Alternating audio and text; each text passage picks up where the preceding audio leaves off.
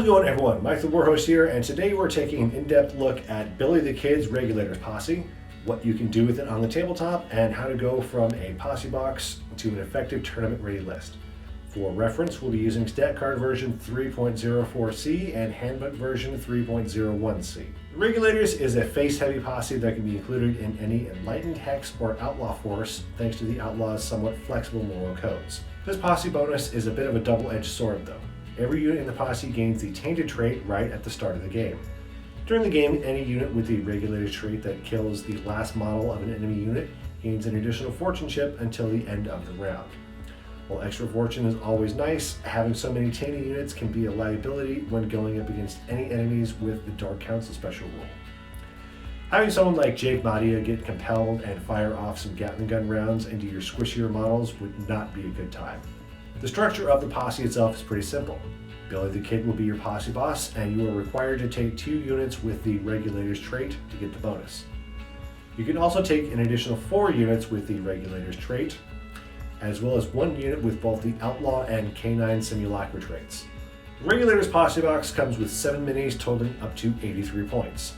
The Posse Box contains the following models: Billy the Kid, Jose Chavez y Chavez, the Apache Kid, Jake Williamson, John Boxer Middleton, Laura Anderson, and Sasha Tanner. Billy the Kid is your posse boss and will love to be right in the thick of things. Form Up on Me isn't really helpful in the Regulators posse on its own, as there are no hand slots available. If you bring along a second posse with a few hands units though, this can really shine. Form Up on Me not only gives Billy and a hands unit a free move action at the start of the game, but also lets Billy grant a free move action to a hands unit within 3 inches of him to help them get into position quicker. Gun Down makes shooting into melee less dangerous with his blaster pistols, and Showboating lets Billy show off with a +1 bonus to aim, fight, and mine, provided he's within 5 inches of a friendly human model. Apparently, Automata are less than impressed with his fighting prowess. Stone Cold Killer gives Billy an additional action point for every enemy model that he kills, and Daring Do lets him count the Guts bonus on any adventure card as a +1 limit bonus, which is critical when it comes to using metal. He comes with a hefty 4 fortune as well as a base limit of 4, and his quad shotgun is made for tearing holes into units of troops for extra action points. It's easy to see why Billy the Kid is a legendary boss. Jose Chavez y Chavez is a walking blender that loves getting face to face with people. He comes with Bull Rush to get a free focus on strike special actions when charging, and Death Dealer to make his swings more potent when attacking multiple models. Quick Strike lets him swing a second time for a single action point rather than the usual 2. His machete has Brutal on a crit, which changes to lethal when Death Dealer kicks in, as well as a pair of blaster pistols when he needs to send some hate and discontent downrange. A nice little bonus to Jose is the addition of the Golden Army trait, giving Pancho Villa some more options when it comes to list building. The Apache Kid is your long-range unit in this posse, and he certainly packs a punch. Forward Echelon provides any hands units within 3 inches the ability to ignore the brutal quality when taking fire, as well as letting him go on the lookout regardless of any additional combat actions he's taken. Daring Do gives him the ability to get a quick limit boost when needed at the cost of a less than useful Guts card. Spirit Aim lets the Apache Kid gain an aim bonus and the ability to re-roll failed shoot actions after passing a mind check. Trail Finder gives a free run action at the start of the game, and the combination of set booby traps and trapper lets you add or remove booby traps during the game setup. His stats aren't all that impressive aside from a higher quickness and mind than most outlaw units and a point of fortune for survivability. His Spirit Bow, however, is worth mentioning. It comes with Attuned, which bumps up its piercing value when focusing by 1, and comes with Fatal on a crit. This combined with Spirit Aim and the impressive 20-inch range makes the Apache Kid a certified sniper that will need careful placement and lots of protection to keep him in the game. He also has the legendary trait like Billy, so he can't normally be compelled even when tainted, which is a big help. Jake Williamson is another melee-oriented character with some interesting options. He has Bull Rush for free focusing when charging, Counter Strike to get a swipe in with his meat cleaver after an enemy strike action is fully resolved, and Hardy to reroll failed grit checks for incoming attacks provided they don't have the blast or torrent qualities. Here's where it gets odd. Jake has Unfit, meaning he can't focus any move or sprint actions, which is fine since he's a big boy and all. But he also has Undercover, letting him come onto the field from anywhere from reserve as long as he's at least 12 inches away from an enemy unit. He also can't be targeted by an enemy human unit for an attack unless he's within 8 inches or said enemy passes a mind check. He's too fat to run, but somehow a master of disguise and stealth. Make it make sense. Anyway, Jake comes with a basic shotgun for some torrent goodness, as well as a meat cleaver with an ROA of 2 and brutal on a crit. He works best by popping out from behind a tumbleweed, thanks to undercover, and tearing chunks out of either weakened units or groups of hands bottles to hopefully get some extra fortune. John Boxer Middleton is yet another melee-focused face with a fun little surprise for your opponent. He comes with elusive to let him slip out of melee easily, and quick strike to get another jab in after landing a successful punch for a single action point. Here's where things get interesting. His shock gauntlets have an ROA of 2 as well as brutal and refined, with shock being applied with a critical success. Shock applies both disordered and stunned, and if a unit already has either disordered or stunned, the attack becomes lethal instead.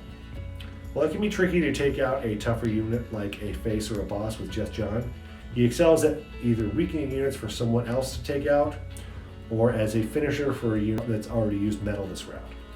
If John's target is important enough, you can make your opponent burn a lot of fortune to keep them upright if Lady Luck is smiling down on you.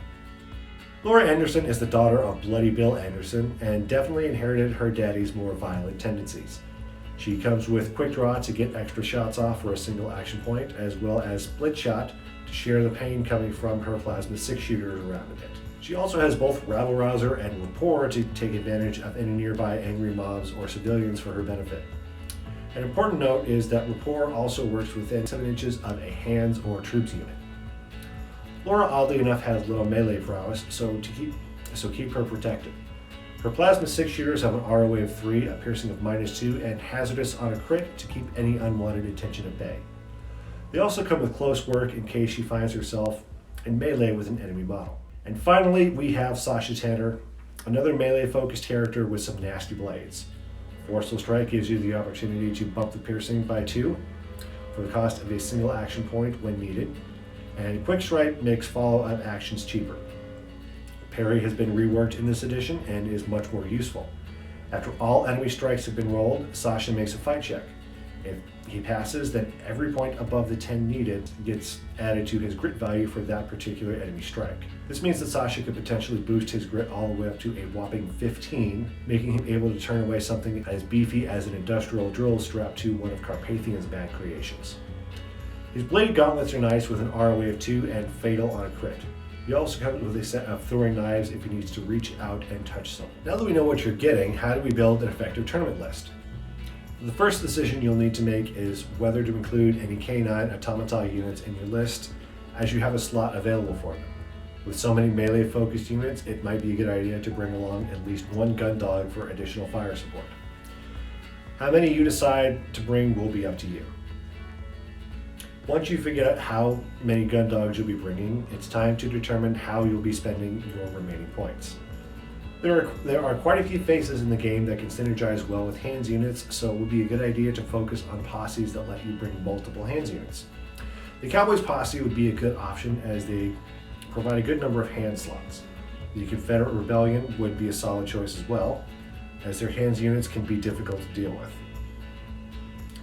Both the Golden Army or Bloody Espinosa posses have plenty of spaces for large hands units as well. If you wanted to take advantage of having so many tainted units, you could even bring along a small absolute power posse with a pair of hands units and as many Dark Council minis as you can get your hands on. If you go this route, try to fit Maria Torres Villa in this list for portal shenanigans as well.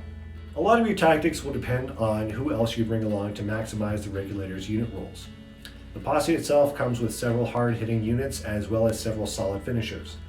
John Middleton and Jake Williamson, for example, are great at removing units that have already used metal and are hanging around disordered. Using the 1-2 punch helps generate fortune for models to keep them around a bit longer and take some of the pressure off of Billy's fortune supply. If you opt for a hand-safe second posse, be sure to take advantage of them as much as possible to bring some more ranged attacks to the melee-heavy Regulators posse to shore up some of the weak points on the board. Well, that's going to do it for me today. Stay tuned for more Wild West Exodus, Mythos, Fog and Friction, and Dystopian Wars content in the near future, as well as some looks at Lost World Exodus in the not-so-near future. Maybe. At some point. please. All right, take care, everyone.